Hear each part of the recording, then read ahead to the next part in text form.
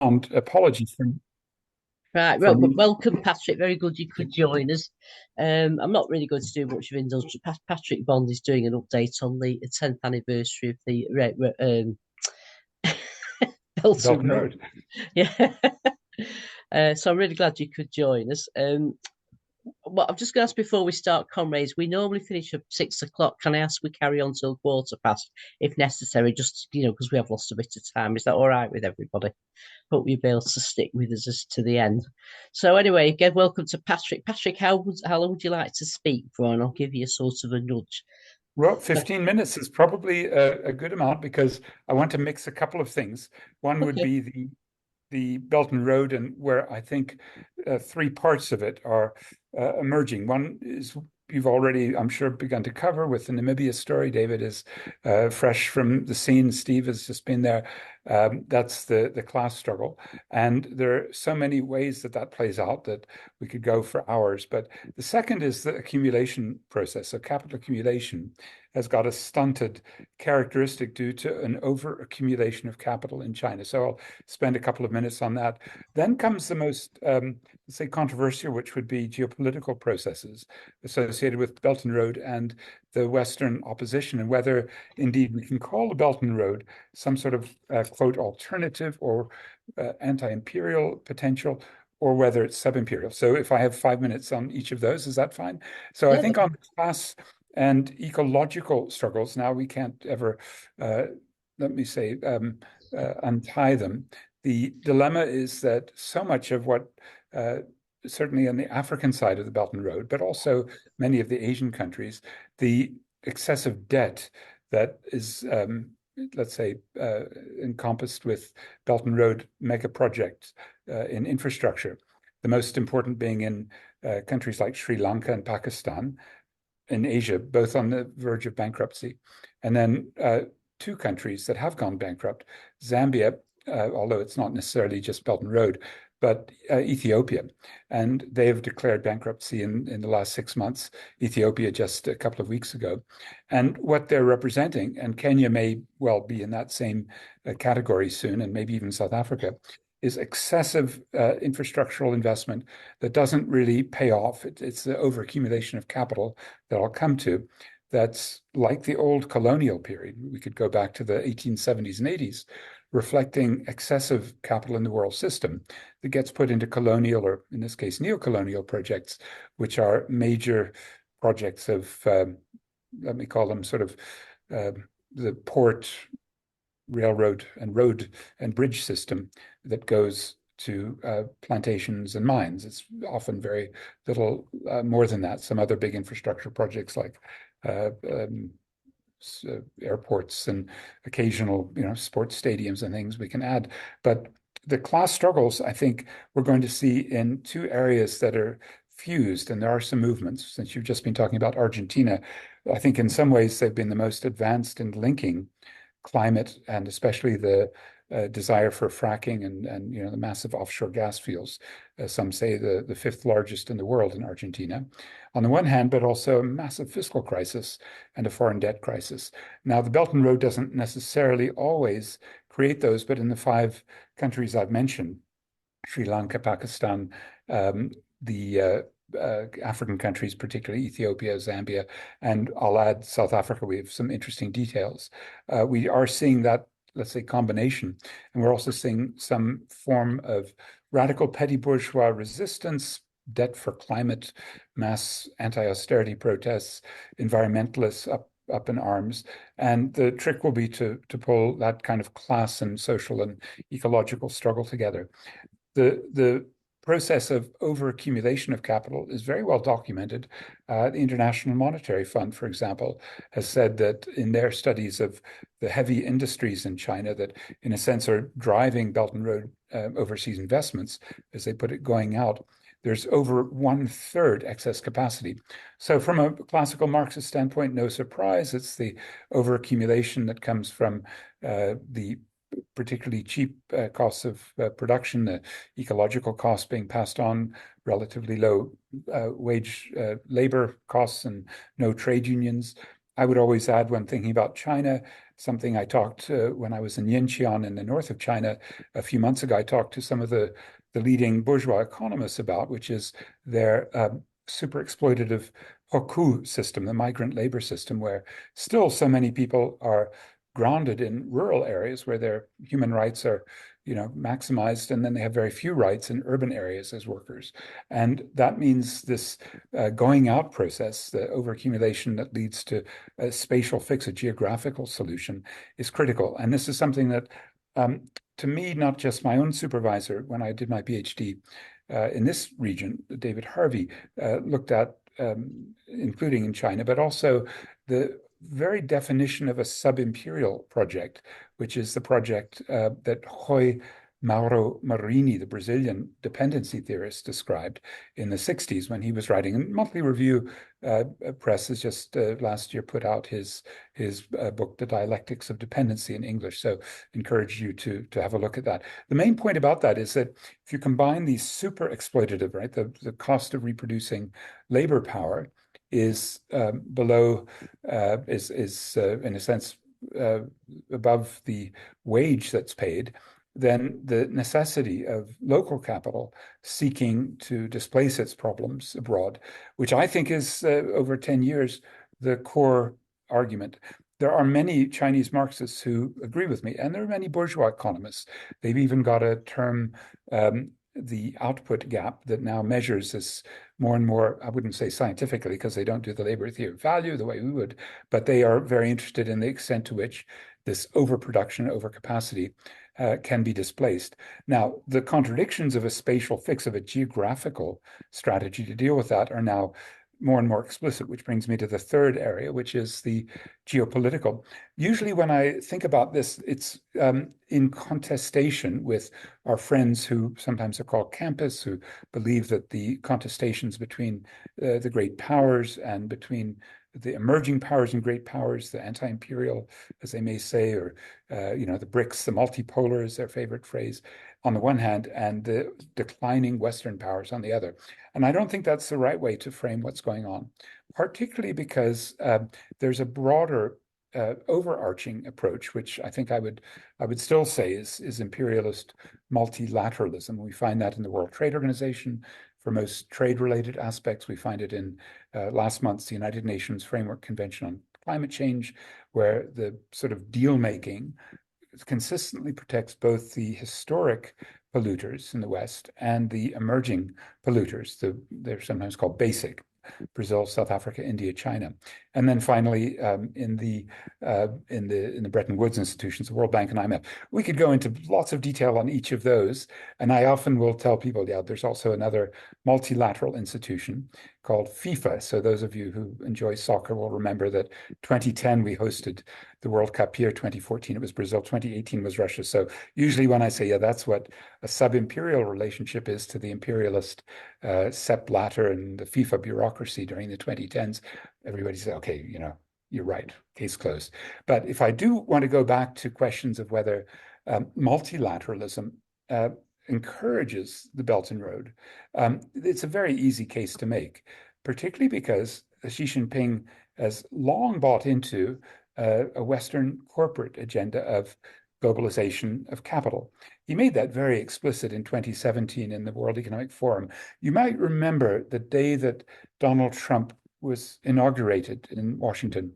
Just before that, I think it was January 19 of 2017, Xi Jinping was asked to address the World Economic Forum in Davos. He sort of picked up the baton from Barack Obama of promoting a corporate liberal globalization, and he didn't disappoint. And now there are many ways we could look at the contradictions, because in 2015 and 16, Xi Jinping had to impose very strict exchange controls because he was having stock market crashes, and capital flight from the unpatriotic bourgeoisie of China was formidable. We could go on into things like the way Xi has had to handle financial turmoil and the threat of cyber currencies. He's banned them. Or big data, and the way he's, again, just in the last couple of weeks, banned various kinds of computer gaming. So there's no question that this is a dirigiste form of corporate rule in which the state does have to put some limits on, especially big tech and big data and the ways in which the Facebook, Twitter equivalents, the WeChat, it's sometimes called the social credit system in which everything is surveilled and the state is right on top of it. But I think my point about that is that this is nevertheless within a logic of global corporate power. Yanis Varoufakis doesn't call this now a techno-capitalism, but a techno-feudalism, because on the one hand, Alibaba and Tencent, the two big ones in China, and on the other, your Metas and your Google and Alphabets and Microsofts and all the rest of them in the US are shutting out the rest of the world in everything from retail to social control to all of the high-tech industries. And I think that would be one way that we can see limits to the Belt and Road. There are dilemmas about how in countries as poor as Ethiopia, which had just joined the BRICS, or as important geopolitically as and now West-leaning as Pakistan, the Chinese can continue to expand. In the case of Ethiopia, they tried for about 4 years to build major, let's call them light industrial, labor-intensive sweatshops. And it raised Ethiopia's level of manufacturing to GDP from about 3 to 6%. Now it's back down to 4. So we see again the limits of the spatial fix. But crucially for geopolitics, the dilemma is whether we're going to see with the BRICS, and especially now what's called BRICS Plus, or it may well be called something else in the manifestation that Vladimir Putin hosts this year. And I'll conclude with this.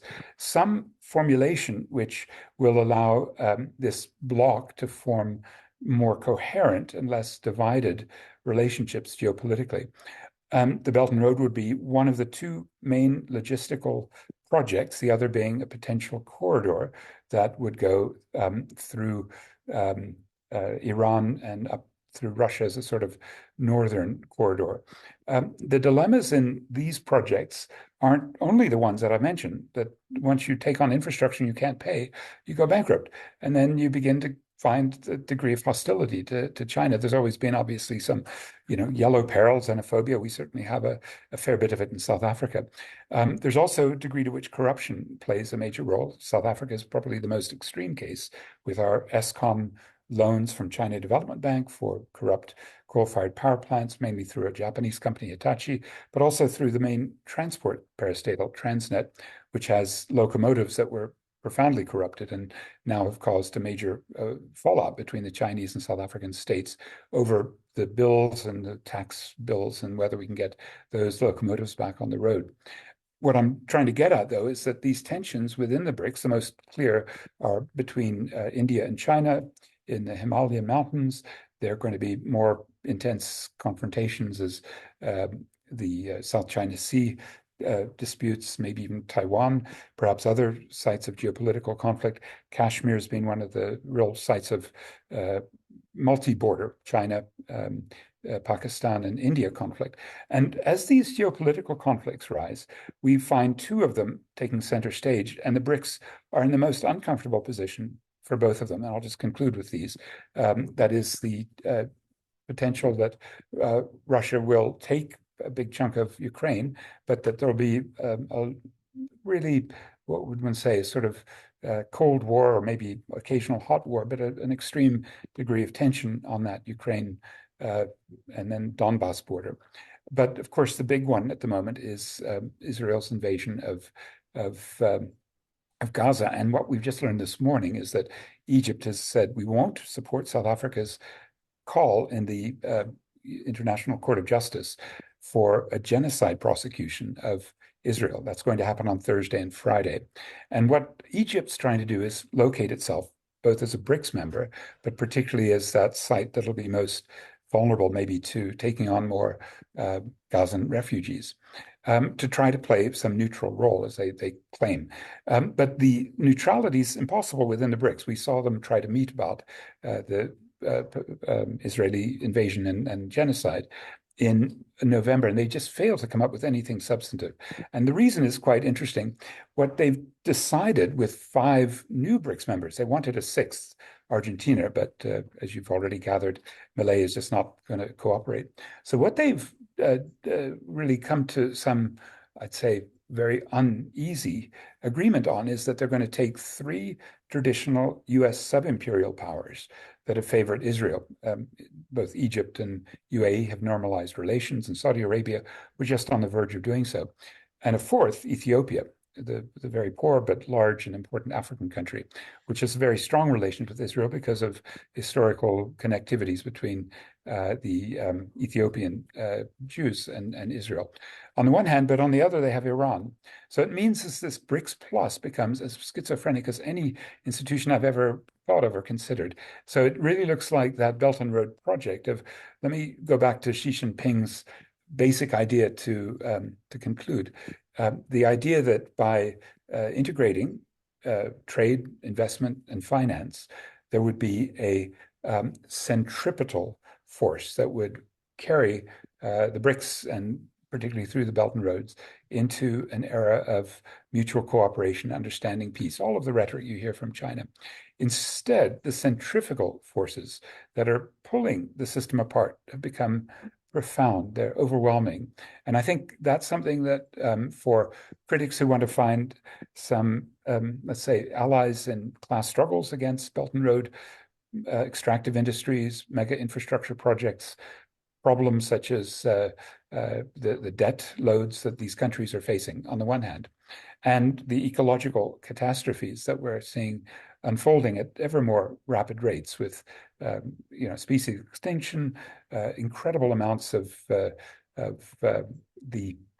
I should make a little tiny footnote, but the emissions coming out of Belt and Road mega projects. The footnote is that Xi Jinping in September 21 did actually say he would halt new coal-fired power plants. And those of you who know South Africa might have heard of the Messina Mercado, huge mega project, a big special economic zone. And now they can't do a coal-fired power plant. That may stop that in its tracks. But by and large, these double dilemmas from the class struggle and socio-ecological struggle, mixed with the accumulation problems of displacing capital accumulation when there's a limit to this geographical fix, the Belt and Road. And thirdly, geopolitical tensions that are out of this world, and multilateral systems like the UNFCCC last month in Dubai, simply failing.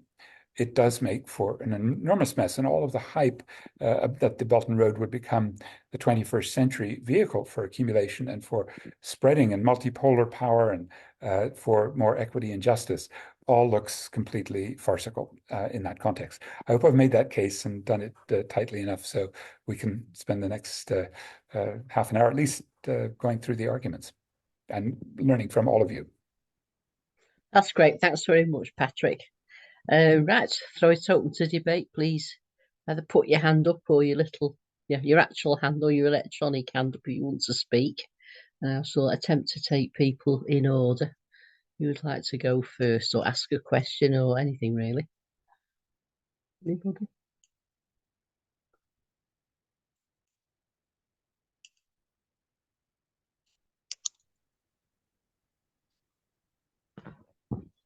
I'm sure somebody wants to ask something.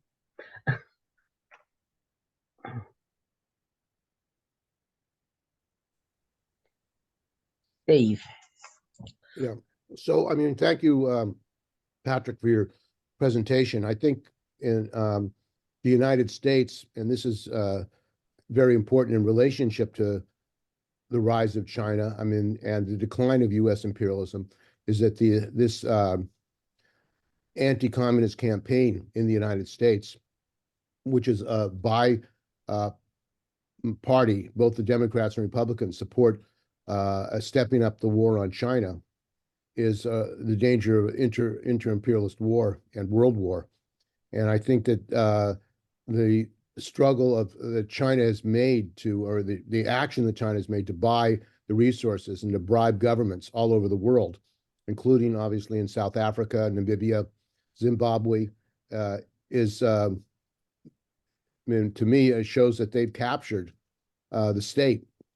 And that is the case in Namibia, where they control all the mines, the nuclear marble mines, they control road construction. They basically have virtually taken over the country. And the courts The Supreme Court, the labor courts have all been captured by these, by the Chinese and other capitalists. So I think for the working class, it raised the question of a fight against not just U.S. and European capitalism and imperialism, but Chinese capitalist control of their economies. And I think that's a major debate because, as we all know, the Stalinist left is saying that multipolarity required that we support China in the global struggle, that China is a positive force in the development of the world economy, and it's a new force. And of course, that's undermined by their bringing in Saudi Arabia, bringing in Modi, very reactionary regimes, which are attacking the working class in these countries. And in Saudi Arabia, they use slave labor and the conditions of workers. So maybe you can talk about that a little bit, Patrick. Okay, thanks. Shall we just take everybody's contributions first, then pass Patrick? I'd like to come back and is that all right, Patrick? Come back and take them all together. Okay, thanks, Steve. Carol. Yeah, I have actually a quick question, and it's also about the Stalinists. I belong to, in my union, we have an international committee. Most of the people who make up the international committee are these Stalinists, hardened, Maoists. And I sent out this advertisement, the Zoom link to the people on the committee, knowing that they weren't going to come. And a number of people said, "Oh yeah, we know Patrick. He's a real good guy, but he doesn't know anything about China." And then a lot of them argue that he knows about Africa, but he doesn't know anything about China. But some of the things that they were like saying were, and this is just a question, so if I ever have a conversation with them about it, was that China, unlike the United States and the West, has canceled or reduced the debts of many of these countries that they have had relationships with, that Patrick was just talking about, for big infrastructure projects and things like that. So I'm just wondering, what's the scoop on that? And not that it would matter. It wouldn't make them socialists, even if they did do that, or not socialist if they didn't do that. But what is the real story in terms of the indebtedness of the African and Asian countries to China, and what have they done in terms of attempting to collect the debt? Thanks, Carol. We move on to John or Dominic. Just briefly, the one thing that gets me about the Belt and Road project from, the developing countries in the world that it's seeking to influence is, from my understanding, is that it's almost entirely Chinese technology, Chinese labor that is being used in these developing countries. It's not a development of, if you like, the developing countries. There was a program on that I was watching about Belt and Road. I forget which channel it was. It might have been Al Jazeera, but it was some country in Asia. I thought it was Thailand, but I don't think it is. And they were talking with this taxi driver, and he said basically it's done nothing for us, because they brought in all their own labor. He said they even bring in their own prostitutes, which to my mind sort of signifies that far from being some sort of an internationalist project that would hope to develop, if you like, developing countries, because what we've heard, in WIN meetings over the last period is that particularly in Africa, the countries are used for extraction. They're not used for development, i.e., there will be mines all over Africa producing all sorts of goodies, but there's no, if you like, processing plants geared to them. And, that seems to me to be one of the major flaws with the Belt and Road thing. The other one seems to be this, I would say almost naive attitude on the Chinese part to plow in billions of pounds into infrastructure projects, only to find that the country that they're plowing the money into is reneging on them. And in China itself, I understand that one of the major problems at the moment is this huge property company. Seems to have a very fancy English name. Is it Ashtree or something like that? That is on the edge, and has been on the edge of defaulting. With literally tens of thousands of properties not being occupied because people can't get in because of the screw up that's been made there. So it seems to me that the Belt and Road process, for a country with Xi Jinping, who fancies himself as, if you like, a new intellectual, world intellectual, it just seems to me that a lot of the, if you like, basics are just out the window. And I'll leave it at that and hope for some comments. But thanks very much for a really interesting lead off. Thanks, John. David, I think you're next. Yeah, thank you, Patrick. Giving quite a broad span on the Belt and Road and geopolitical perspectives. We need to think dialectically when we see the rise of expanding Chinese capital, across the world. And it's really filling a vacuum which has been left by US imperialism. And it's extraordinary. Recently, there was a radio report on countries in the Caribbean where, the hotels and the hospitality industry was being bought up by Chinese corporates. And they were saying that they didn't really want to sell them to Chinese capital, but they were offering a much better deal than the Americans. And basically, the point was that American corporates are not interested in that any longer. And that US capital, quite apart from US imperialism, is in retreat. And that's what's happening throughout Latin America. So that what's happening in Argentina is something of a contradiction, trying to break out of the grip of Chinese trade and investment. And I'm not sure whether they're going to succeed. But Ecuador, for instance, is firmly in the grip of Chinese capital. And they're mining the mines there. They've owned copper and I think lead mines.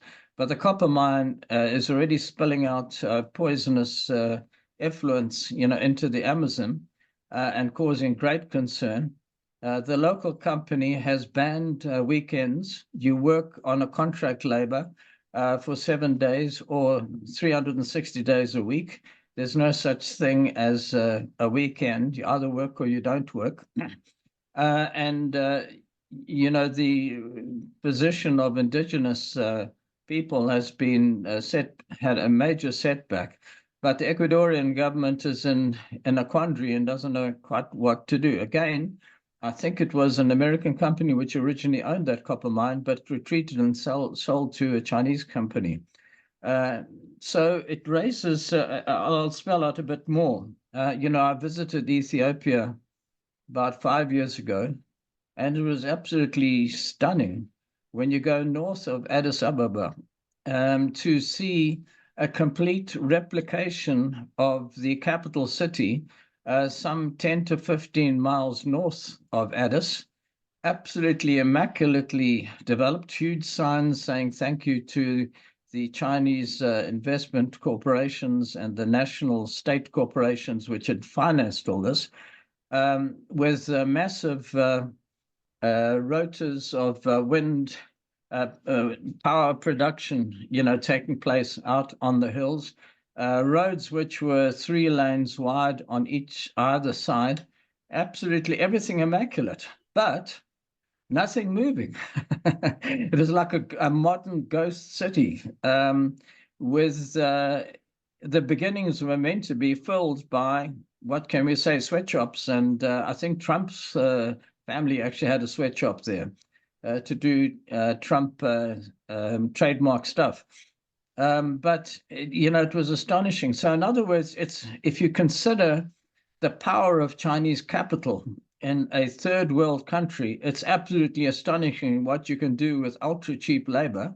Remember that labor in Ethiopia probably is something on the order of $7 or $8 a week, not an hour.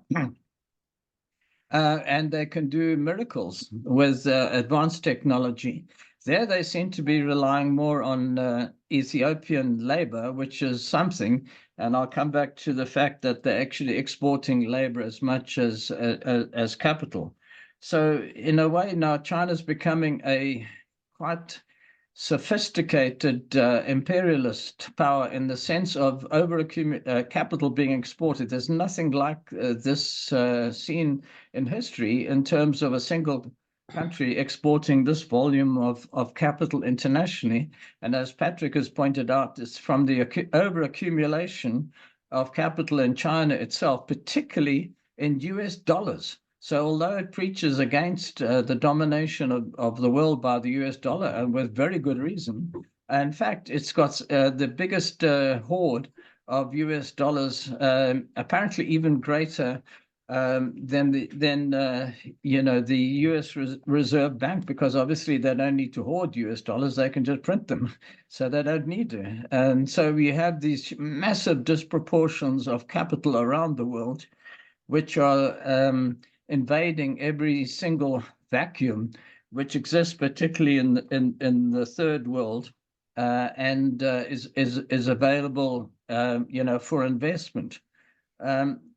Just briefly on Namibia, I'm sure Bob you'll say more, but in relation to Rossing, the miners there fought a marvelous battle, were inspired by the struggle of the working class in South Africa, and they signed up an agreement, which is an agreement second to none in Southern Africa, of union rights, of officers, of communications, of the right for paid learning, tuition within and without, extraordinary development of workers' rights in Rossing. Because of the anti-apartheid struggle and because of the workers' militancy.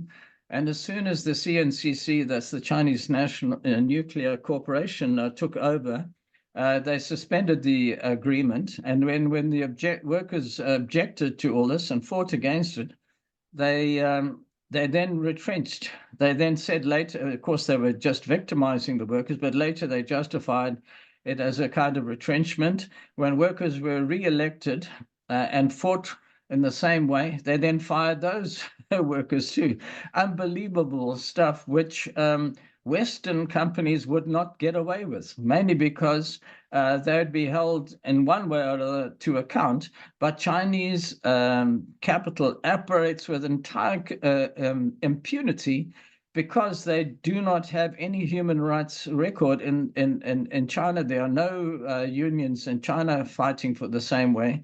In Can fact, you stop with the your remarks to conditions- close, David, if you don't mind?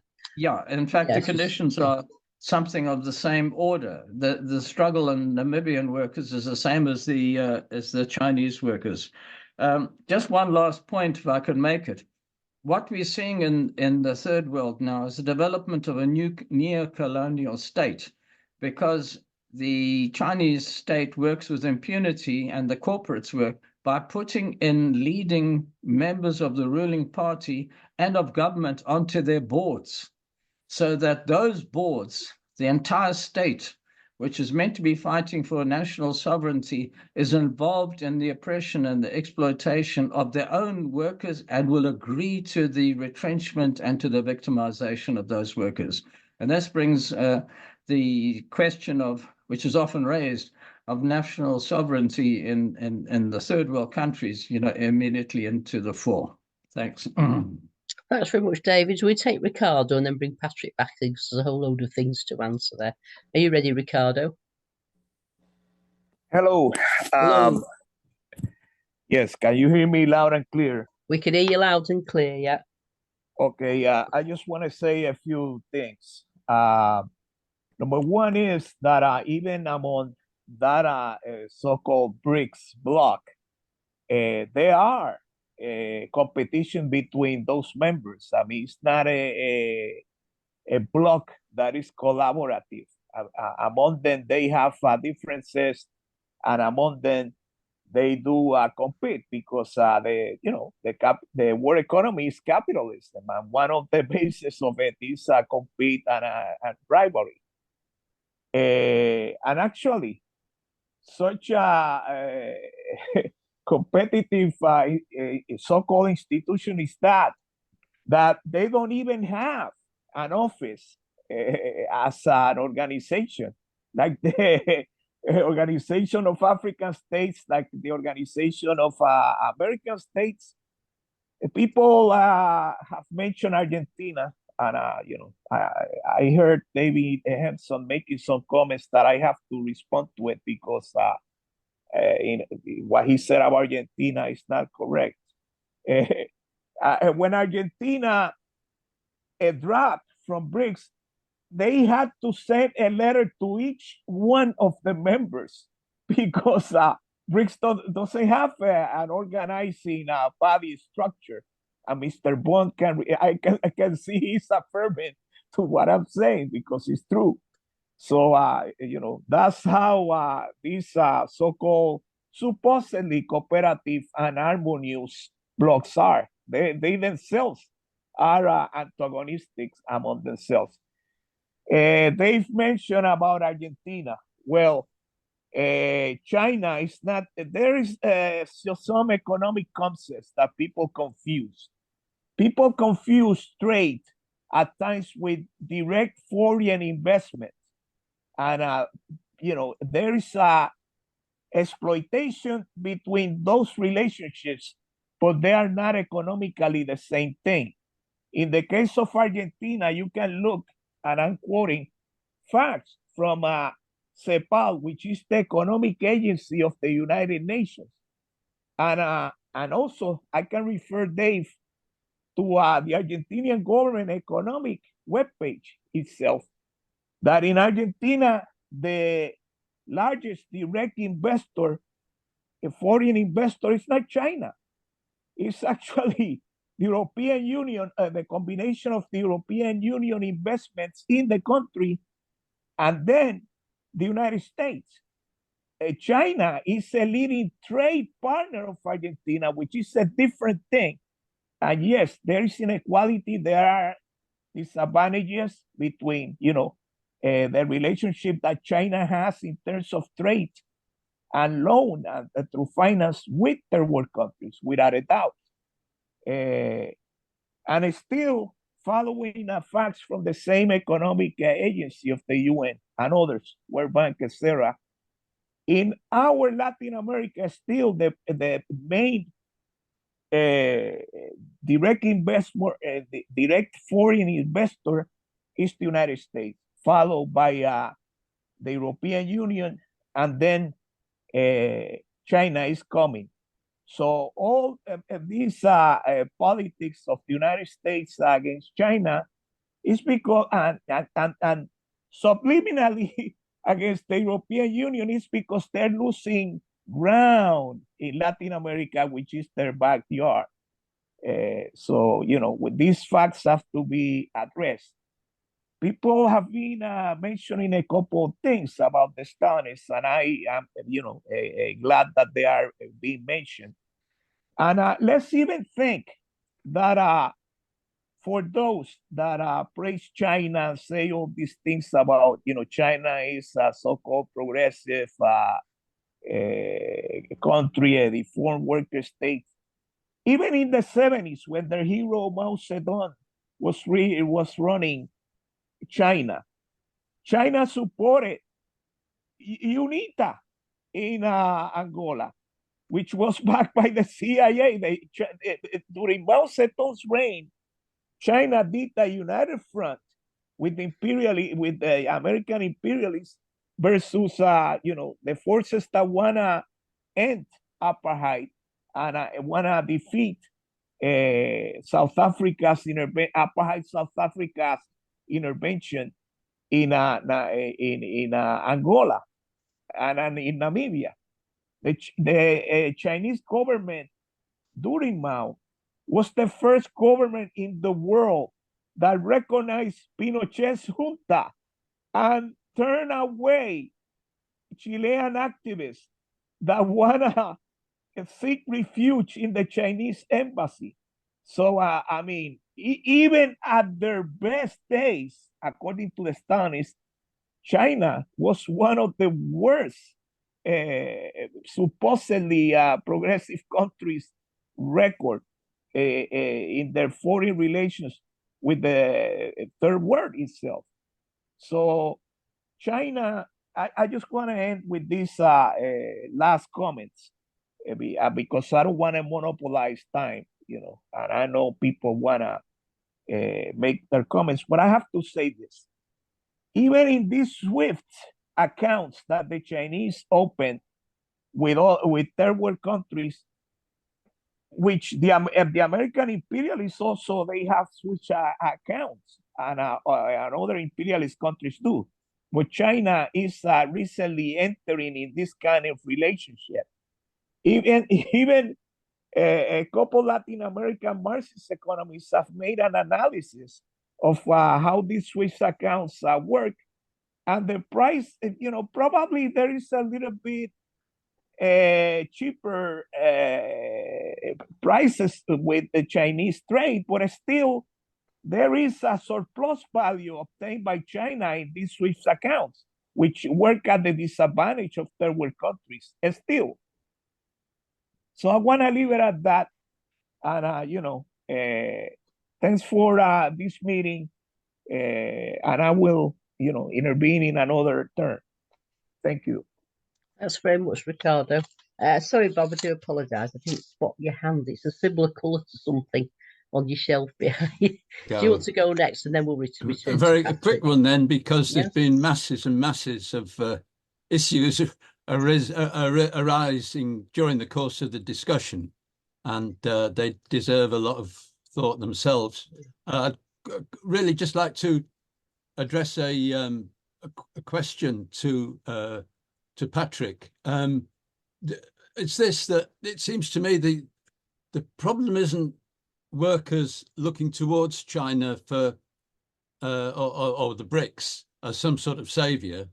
I mean, that's a problem, but it's people in the workers' movement who are selling the idea that there is something tangible, and that they will do better if they put their confidence in the leadership of China and of Russia, and that's the worrying thing, and that's the thing I think that needs a lot of thought and consideration.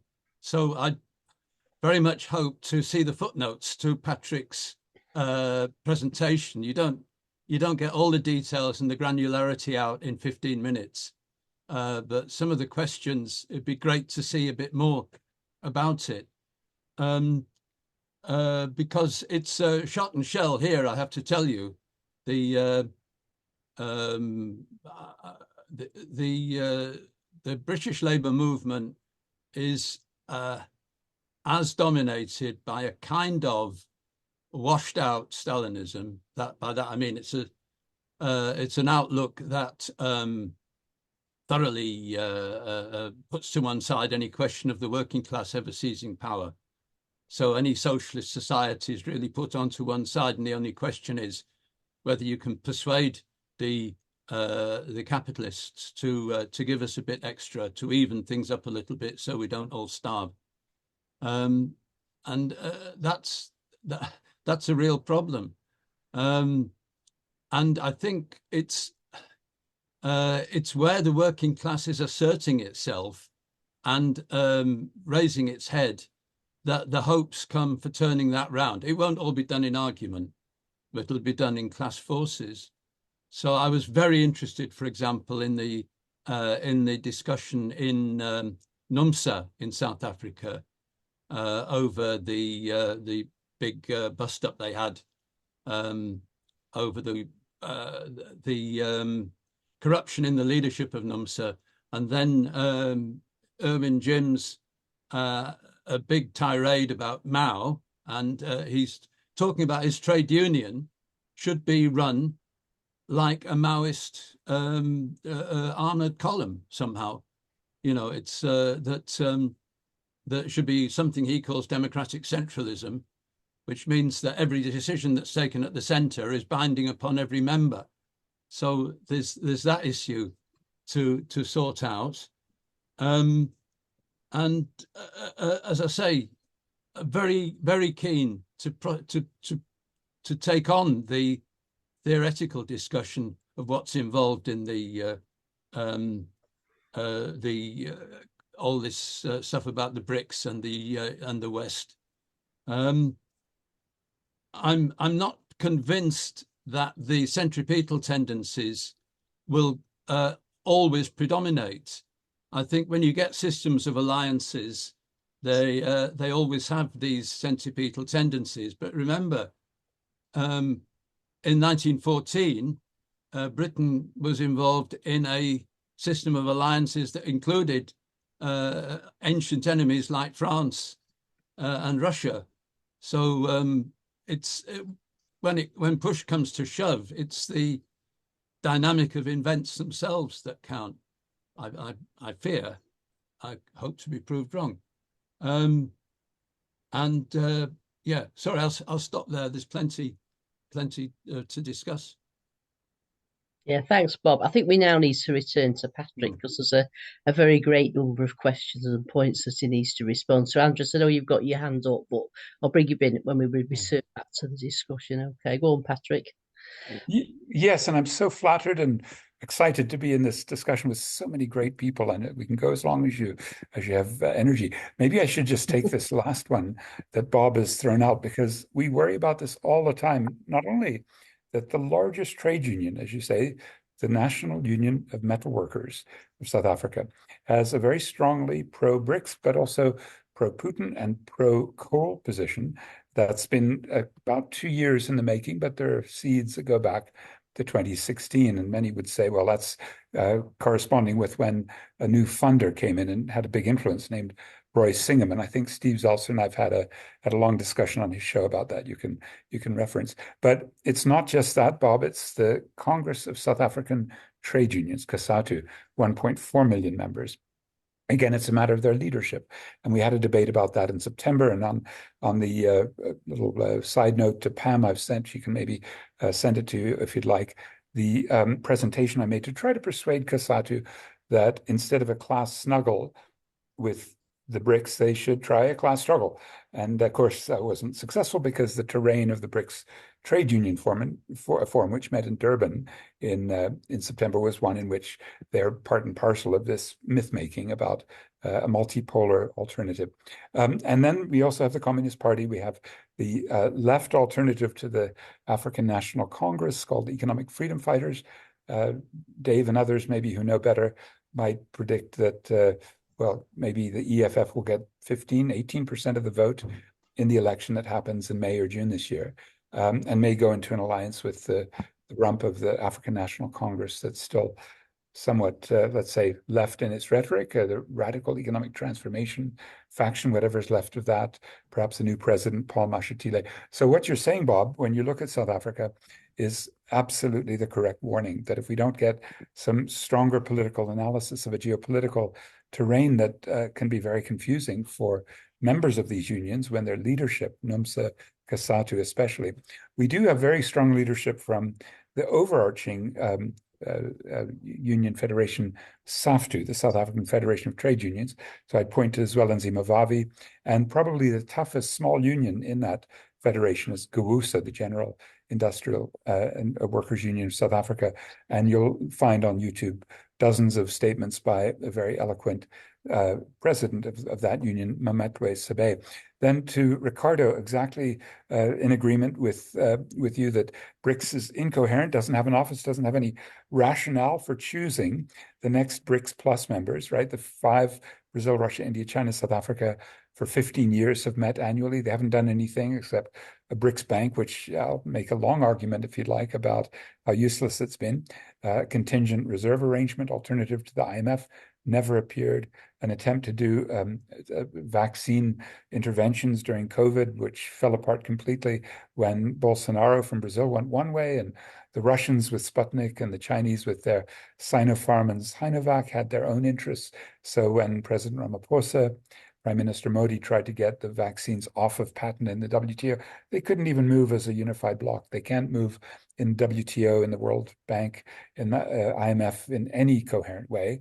And now that they've got these new members, Saudi Arabia, Iran, UAE, Egypt, Ethiopia, and then the next round, which we'll see in October when Vladimir Putin hosts the BRICS, will have probably another 5 or 10 new members, but again with no coherence. I think probably, Ricardo, you would agree that the reason Argentina was put there was because Lula da Silva in August was very desperate because Milei had already won the first sort of round of the election, and he wanted to have a little offering to the Argentine people.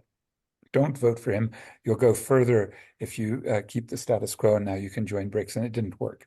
Now, the point you're arguing that there's, let's call it an antagonistic collaboration. That's what, let's recall Joy Mauro Marini, trying to say that sub-imperialism can be full of contradictions. You can have rogue sub-imperialists. Maybe Vladimir Putin is one when he invades Crimea in 2014 or Ukraine in 2022. But I think we'd see, and David sort of hints at this in his questions and points, de-dollarization is where the rubber should have hit the road here in Johannesburg in August. You remember all the hype that the dollar is toast, that we're going to see the crash of U.S.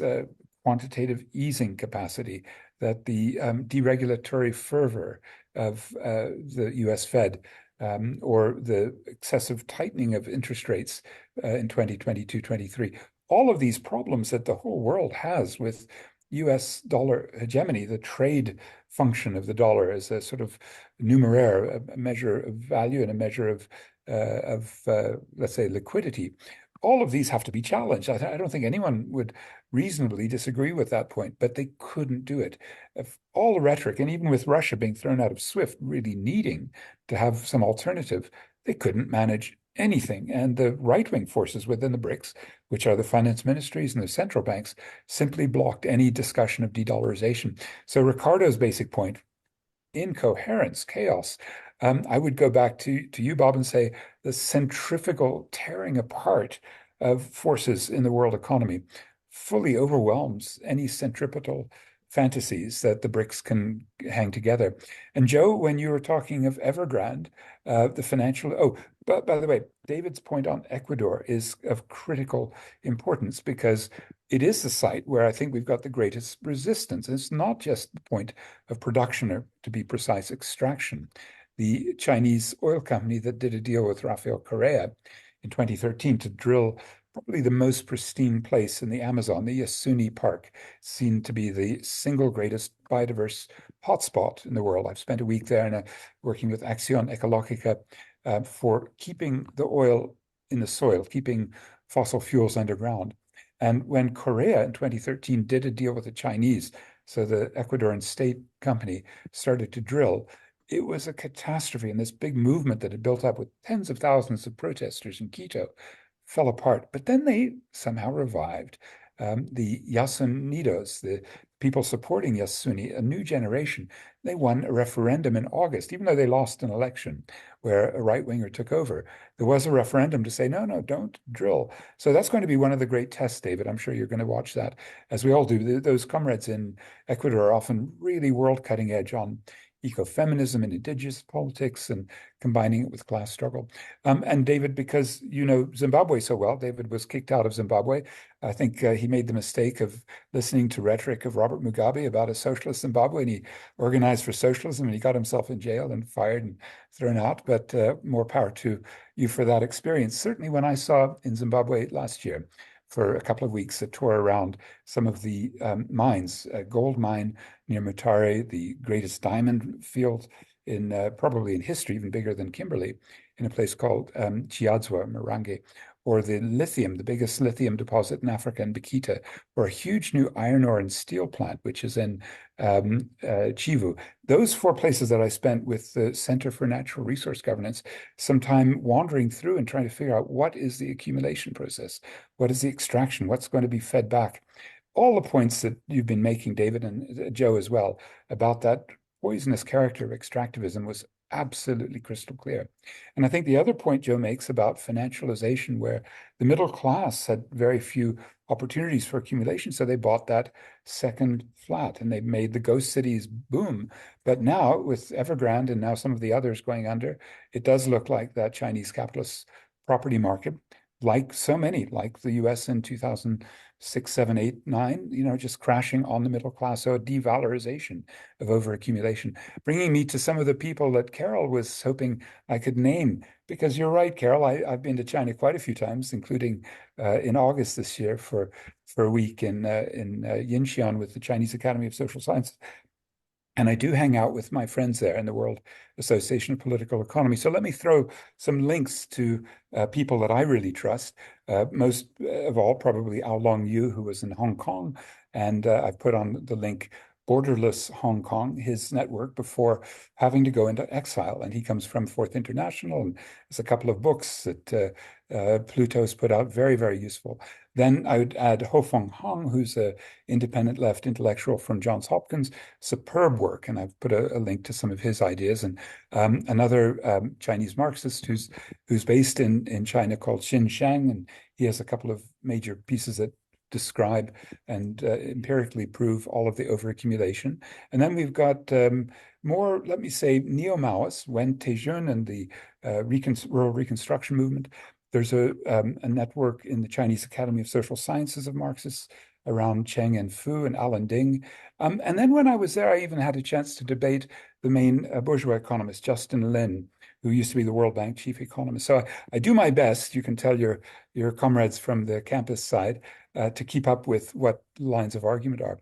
Finally, to Steve, I mean, all the points you make, full agreement. And the one that hangs over us all, which we cannot predict at this stage, because we don't know if Donald Trump will come back in and fire up his anti-Chinese rhetoric. But on the other hand, what Joe Biden did was maintain in place all those restrictions and tighten many of them on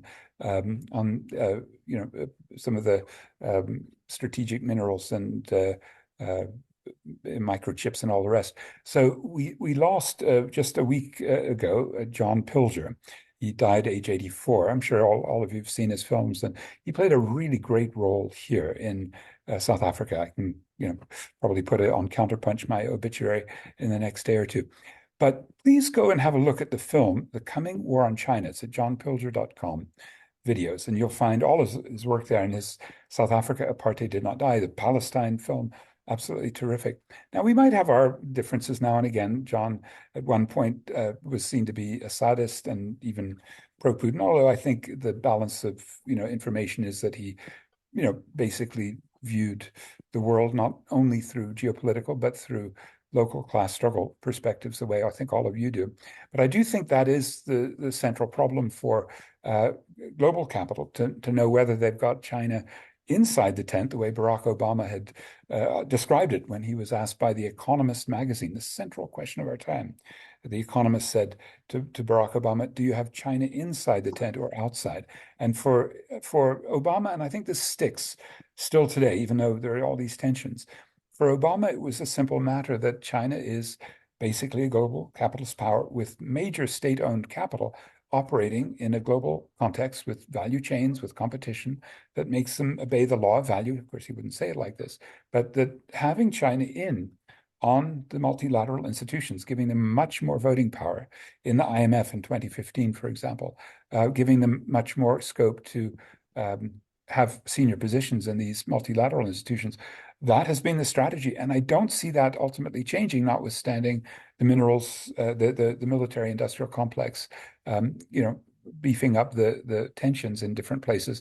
Where I would have expected the West to do much more was here in Africa, and I must say, in the one place where we're probably in the hottest war, in our Southern Africa region, David, you can confirm or deny, but it's Mozambique, where the third largest methane gas field in the world is in the northern part of the country, offshore, Cabo Delgado province. And there we find a deal, not only Total Energies, with mercenaries, even the Wagner Group was coming to their assistance before they lost too many of their fighters to the Islamic rebels, but also ExxonMobil is opening up in the next few months. And guess who their partner is? China national petroleum corporation. When Total is in Uganda, it's working that huge oil extraction under Lake Albert and the longest pipeline, heated pipeline in the world to a port in Tanzania using China National Overseas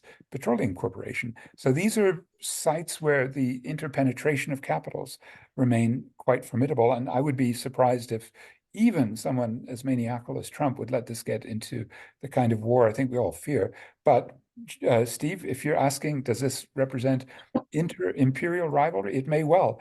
At the moment, it looks to me like imperial West, with the multilaterals, with its corporates, with its neoliberal policy, has incorporated, with a few exceptions, important ones, Ramaphosa in the International Court of Justice this week, Ramaphosa in the WTO on vaccines, Putin moving into Ukraine, rogue, but nevertheless, imperial politics and imperial economics especially still can count on sub-imperial allies. And the greatest proof of that was last month, where we desperately needed to do something.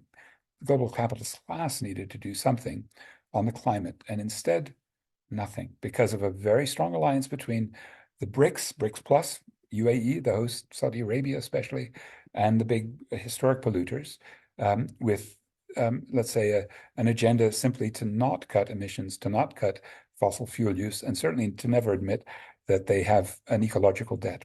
So those would be my main points. But if Andres wants to keep them going, love to hear where we want to go from here.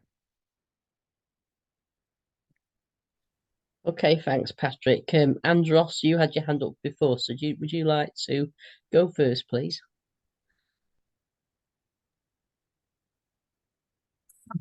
Hi, comrades.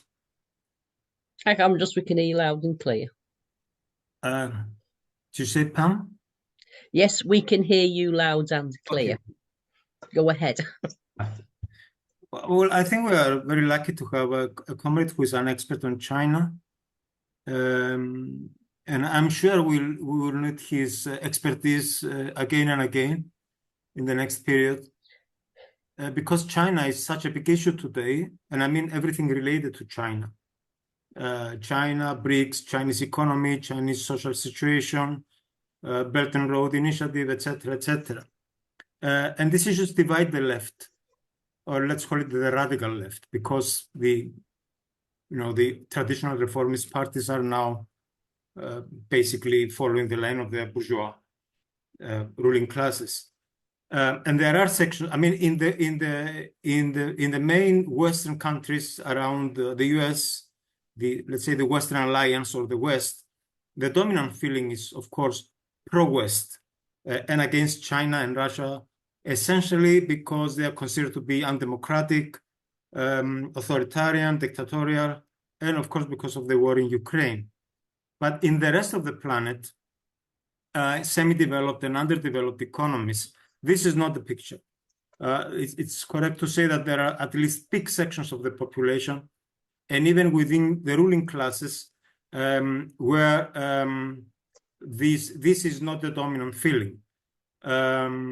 Because what counts there more, I think, is the role of Western imperialism and the role of Western colonialism over the past centuries. In these countries, there are big sections of the left which provide support, conditional or even unconditional support to China and Russia because it's anti-West. And then there are sections in the West, of course, in the left, that they support and take, for example, the USFI, the main Trotskyist international organization, which supports the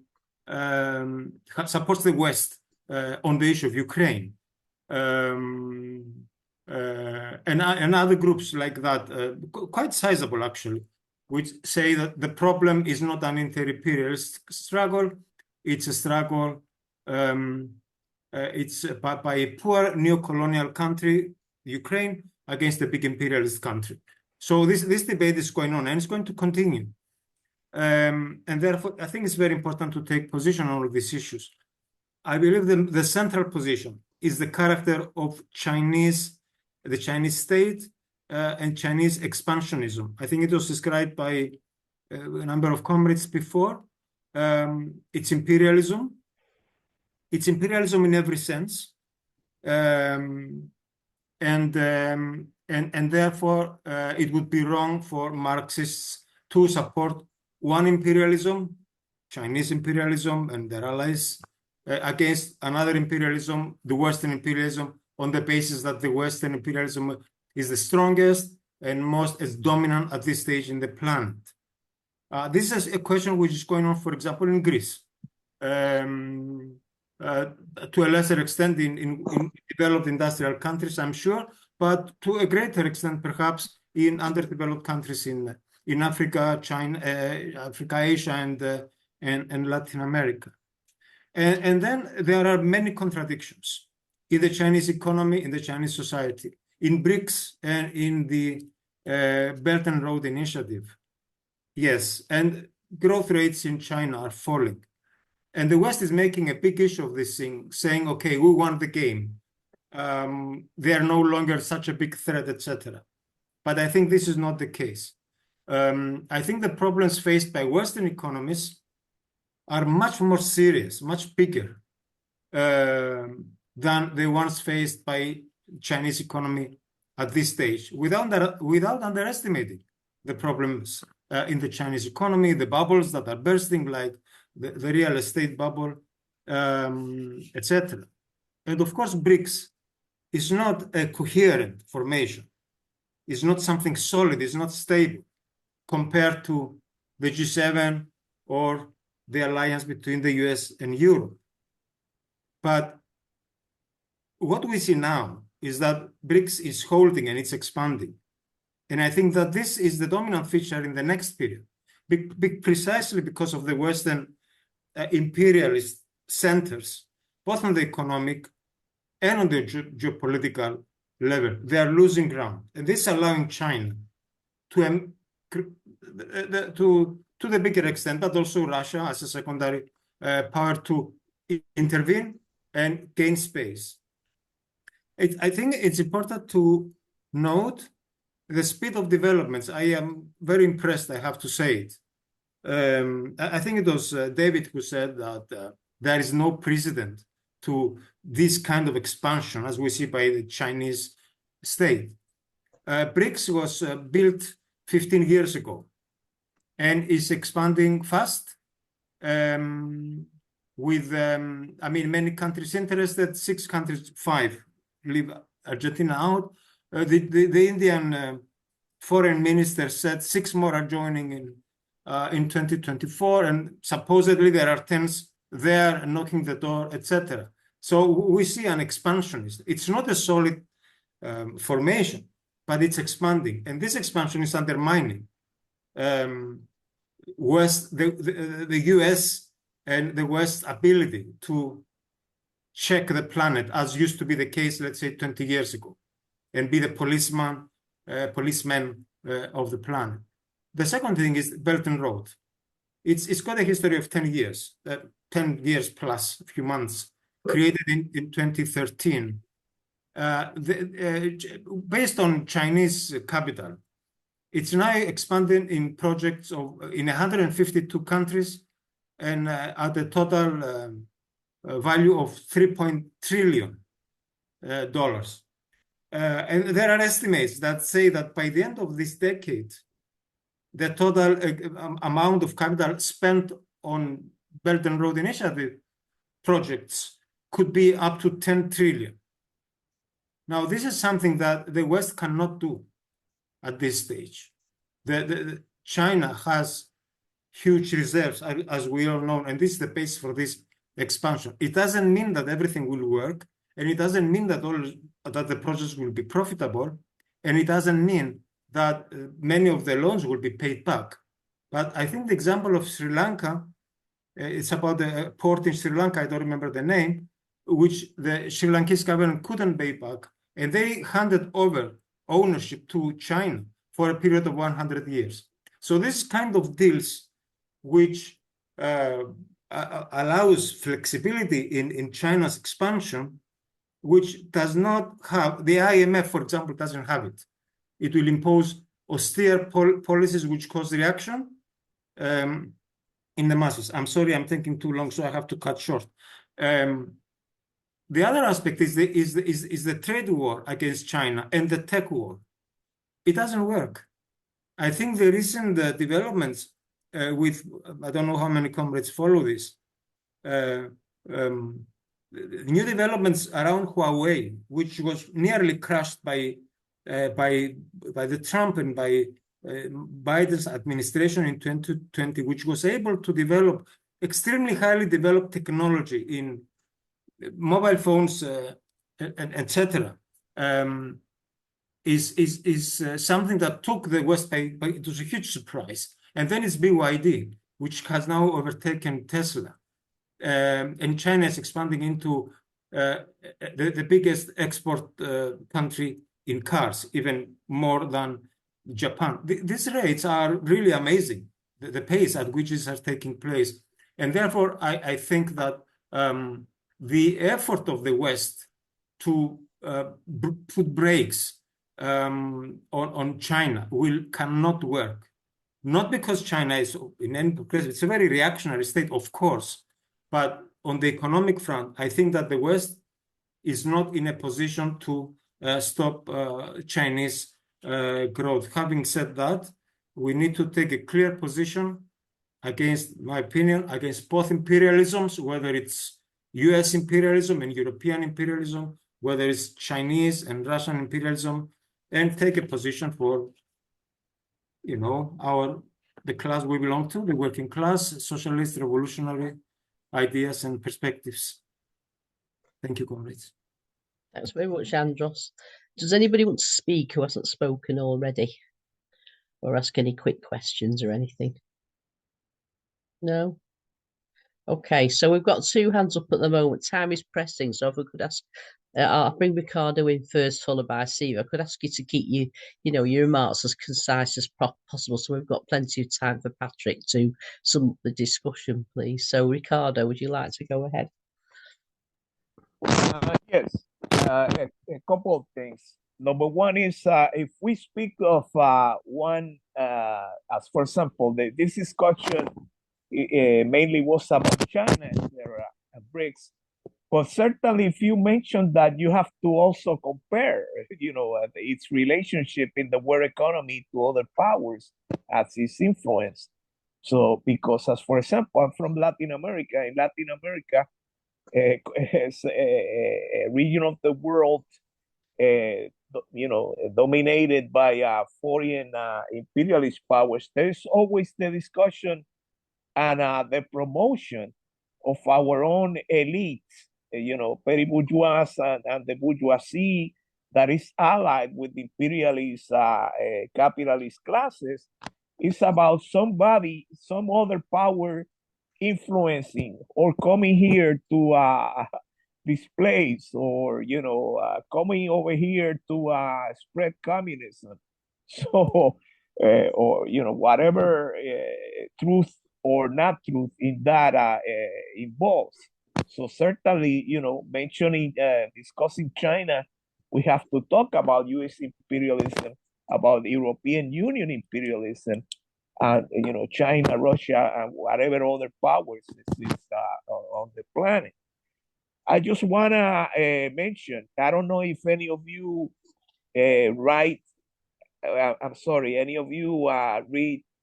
Spanish, but there is an interesting interview that happened 3 days ago with the Chinese ambassador in Argentina that he says that he's comfortable working with me. I'm sorry, comrades, for me laughing, but I mean, people that think that China is such a progressive thing, it shows its true colors. And he's in the journal Rebellion. If you speak Spanish, you can look at that. And also, he's been asked about the war in Ukraine. And, he would have the opportunity to denounce the U.S. and, the invasion and everything. And he just says that China is for peace. Whatever that means, it's completely ridiculous and ludicrous. So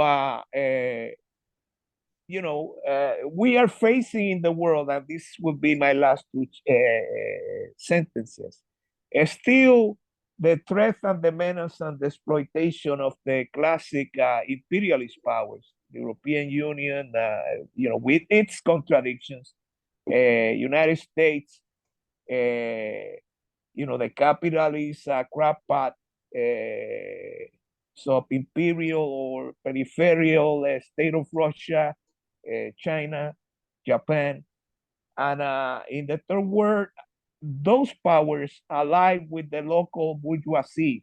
And, it's still the challenge of unity of the international working class and the independent organization of workers. In Argentina, it's a challenge, and it's one of the few places in the world that exists an independent working class movement called the FITU, the United Front of Workers, which is a united front of 4 Marxist organizations that, with all their defects and shortcomings, they are waging a great battle, and they are not affiliated with any capitalist tendency. And in my case, I give them critical support. Ricardo, could you draw your remarks to a close, please? Sorry. Yeah, I'm going to, and that's practically what I was gonna say. That critical support to the FITU in Argentina, victory for the workers of the world. Thanks very much, Ricardo. Right, we're just going to take Steve, and then Steve, if you can be very brief, then we can give Patrick the lion's share of the remaining time to sum up and just respond then to any further points. So would you like to go ahead, Steve? Yeah, well, I think that, first of all, we have to recognize that the opening up of China to U.S. investment, imperialist investment, was a savior for world capitalism. China has helped out to extend the life of capitalism internationally by allowing massive investment of surplus value into China. And I think that, today, the decline of U.S. imperialism, which is absolutely critical to understand, is going to lead, in my view, to more pressures for a war. I mean, historically, imperialism has only got out of its economic decline and economic crisis by war, by destruction and fascism. And I think that's what's on the agenda internationally. And the rise of Trump and Malay and forces like that on a global level is a direct result of the crisis of imperialism and the decline of U.S. capitalism. So I think what is critical in this regard is the development in the working class in China, because it is the largest working class in the world, and it's under extreme pressure, Stalinist, top-down, attacks, repression, any independent kind of working class movement in China. So I think maybe Comrade Patrick can talk about any evidence of the Chinese working class, where that is, because I think we can't talk about what's going on globally in the world working class without looking at what's going on in China. Chinese working class has the power to transform the global world. And last, I would say that U.S. imperialism is in deep, deep crisis. And the possible probability, I don't know, of Trump coming to power in this epoch. Trump wants to make a deal with the Chinese. In other words, he's a pragmatic reflection of the decline of U.S. capitalism. He says, we can't fight everyone, let's make a deal. And I think that struggle inside the American capitalist class is a key aspect of how the decline of American imperialism is reflected in the world situation. And I think that we have to look at that. And last, obviously, the U.S. working class is in motion, and the growing class struggle in the United States, the growing class consciousness, is a very hopeful political development for the world working class. And I think that's going to grow as more and more workers become political, and the development in the United States against Zionism in the working class is very important. So anyway, I see some optimism, but the frank reality is that we're going in towards world war, and we're going towards the rise of fascism internationally. Right, thank you for that, Steve. Shall we return to you now, Patrick, just for some more responses, just summing up, please? Thank you. Yes, wow, again, terrific inputs from everyone. I find it hard to disagree because you're all very persuasive, but maybe I'll try. I see this just slightly differently, Steve, in a way that reminds me of a debate that Lenin had in his 1916 book, Imperialism, the pamphlet, where he also felt the inter-imperial rivalries were core to the way the process was unfolding. And I contrast that with the big tome written 3 years earlier by Rosa Luxemburg. For her, the durability of imperialism wasn't necessarily just the internecine battle of capitalists with their states, with their colonial hinterland, but it was something more profound. It was the capitalist versus the non-capitalist. It was the way imperialism was a vehicle for overaccumulated capital that burst out periodically in crises that compelled a globalization process. She was very eloquent in, I think it was chapter 27 of the accumulation of capital, in describing exactly the push that we see everywhere. My own supervisor, David Harvey, renamed this accumulation by dispossession. And what I've always seen, at least in the 40 years or so I've been connecting into various struggles around the world, is that that process has been just as powerful as what you're worried about. I mean, I'm sure you're absolutely justified.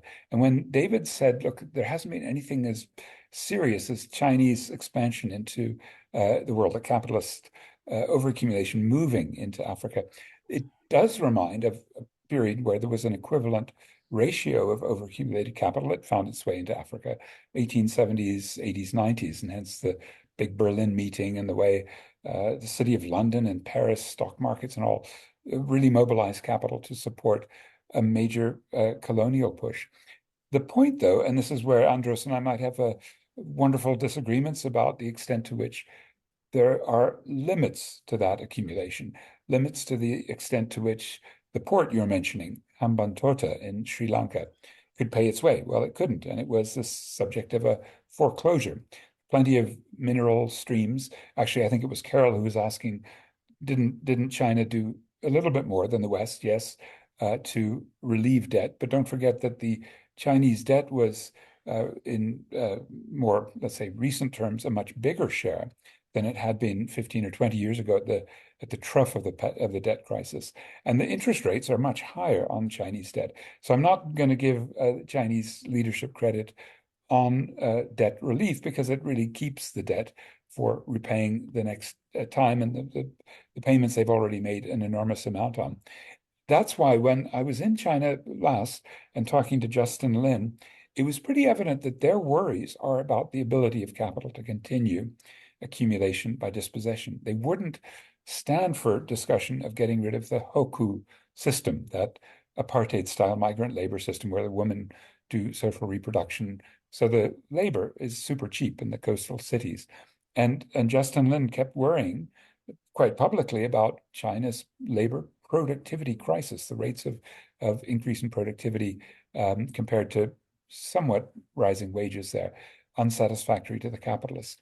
So I do think, Andros, there's, notwithstanding all of the great points you're making, quite explicit limits emerging to the way capital can accumulate, can expand without pushing its crises elsewhere. And that means that when Ricardo, to conclude here, was thinking about what are the true colors of China, desperate to make deals with Malay. And, Bolsonaro was just as desperate when he took power, right, in 2019. Do you remember his soy producers who export to China, who were major contributors to his presidential campaign in 2018, made him do a similar U-turn on the way they dealt with China. And I'd add to that something extraordinary that happened last week. Sergei Lavrov, the Russian foreign minister, was discussing the genocidal attack of Israel. And he said, actually, what Israel's doing in Gaza is nearly identical, his two words, translated from Russian, I think it was a RT interview, nearly identical to what Russia was doing in Ukraine, denazification. So there are some extraordinary, let's say, unpredictable, fluid contingencies going on. And Steve may well be right that we're looking at this period in which the limits to capital accumulation lead first to overaccumulation and hence the need to destroy economic deadwood the way World War I and World War II did, the way depressions do, or the Luxembourgist line may be more accurate, namely that what we're really going to see is not imperial rivalry with this sub-imperial bloc, but continuing assimilation, which will be the destruction of the planet and more people as those systems of accumulation by dispossession, by extraction kick in. And that's what I see all of us needing to do, and what I think David and Steve were doing in Namibia, beginning to link workers at the point of production in the Rossing mine with the environmentalists, with the communities, with the women.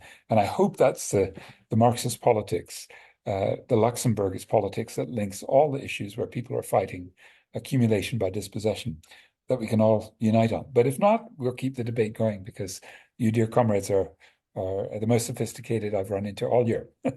Thanks very much for having me. Well, thanks very much, Patrick. I think you've led an extremely interesting and useful discussion.